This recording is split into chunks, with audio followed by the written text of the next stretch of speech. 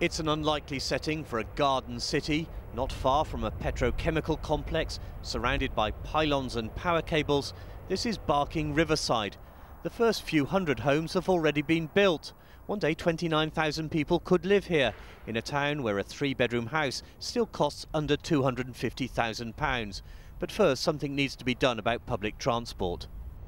The nearest station to here is almost 3 miles away. That means the commute to central London is a good hour. There was a plan to bring the DLR to Barking Riverside, but that was scrapped on cost grounds. The answer is an extension to a railway known as the Goblin, the Gospel Oak to Barking line. The price tag is £180 million. In his budget, the Chancellor promised to work with City Hall to develop proposals. In the southeast, where the pressure is greatest, we're going to build new homes in Barking Riverside, regenerate Brent Cross and build the first new garden city in almost 100 years at Ebbsfleet. London's Mayor described the Chancellor's announcement as the unlocking of Barking Riverside.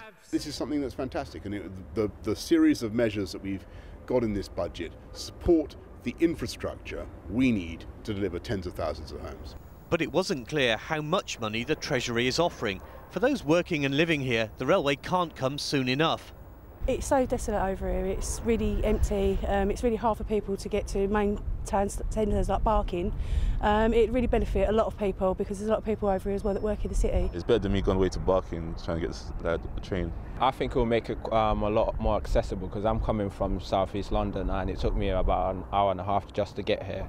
Barking Riverside is downstream of the Thames barrier. Climate change experts say rising river levels in years to come might be a problem.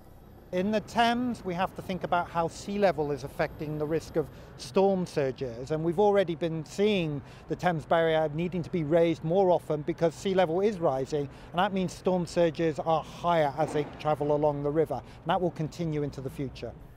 Tonight, Labour questioned the Chancellor's Barking Riverside pledge, saying the plan needed to be more meaningful with real funding attached. Simon Harris, ITV News, Barking.